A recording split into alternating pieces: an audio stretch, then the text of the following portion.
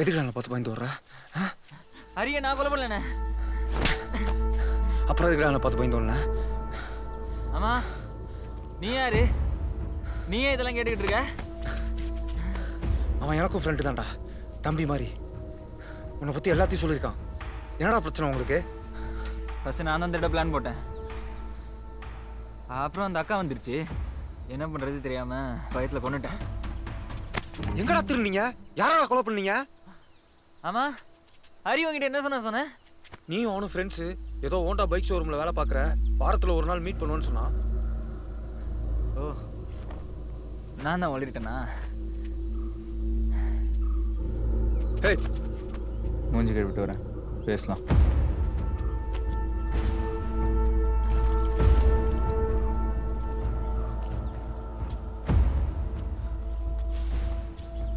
அம்மா, நீ யாரு? உன்னை எங்கேயோ பார்த்துருக்கனே. ஹரி டெத்தில் பார்த்துருப்பீங்க.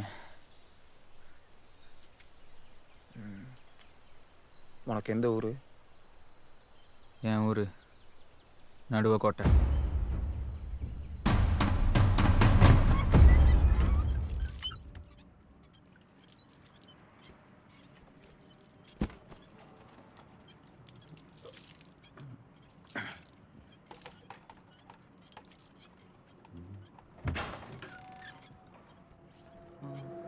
ஏய் வாசரண்ணா, எப்போ வந்த?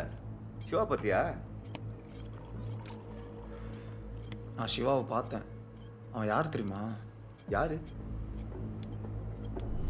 என் ஊர் நடுவக்கோட்டை. ஒரு வருஷத்துக்கு முன்னாடி எங்கள் அப்பா ஒரு ஆக்சிடெண்ட்டில் இறந்துட்டார். அதுக்கப்புறம் போலீஸு ப்ரெஸ்ஸுன்னு அடிக்கடி என் வீட்டுக்கு விசாரிக்க வருவாங்க. அதனாலேயே வீடை காலி பண்ணிவிட்டு இங்கே வந்துட்டோம். உன் அப்பா பேர்? குமார். ரயில்வே கிராசிங்கில் இறந்துட்டார். நடுவோட தெரியுமா? அதான் குமாரோட ஊர். ஆனால் இப்போ அவன் இல்லை. ஏன், என்னாச்சு? ரயில்வே கிராசிங்கில் இறந்துட்டான். யார் வேணும்? இங்கே குமார்னு. ஒரு நிமிஷம் இருங்க, அம்மா கூப்பிட்றேன். நம்ம கதிர் அண்ணா ஃப்ரெண்டு குமார் இருக்கார்ல, அவர் பையன்தான் சிவா. இதுக்கே ஷாக்கானா எப்படி பண்ணி? அதுக்கப்புறம் ஒருத்தர் எங்கள் வீட்டு பக்கத்து தெருவில் புதுசாக குடி வந்தார்.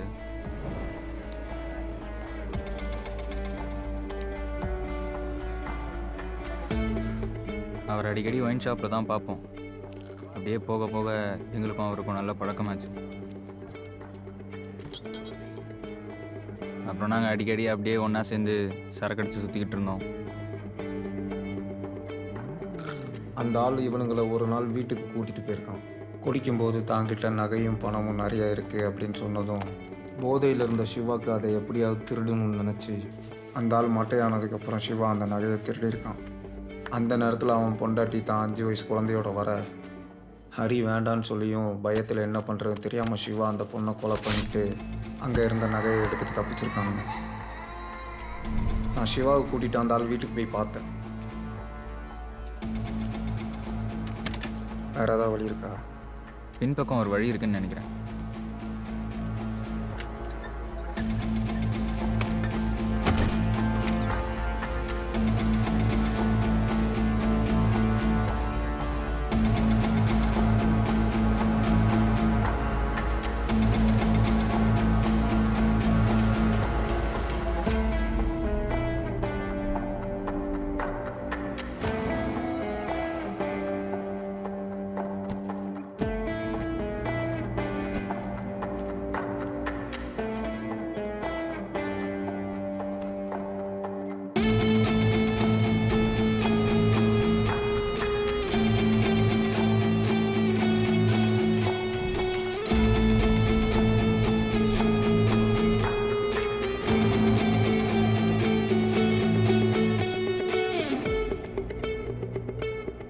எனக்கு ஏதாவது பிரச்சனை வந்துருமோன்னு பயந்து தான் இங்கே எடுத்த நகையை ஹரிக்கிட்ட கொடுத்து பத்திரமா வச்சுக்க சொல்லியிருந்தேன்.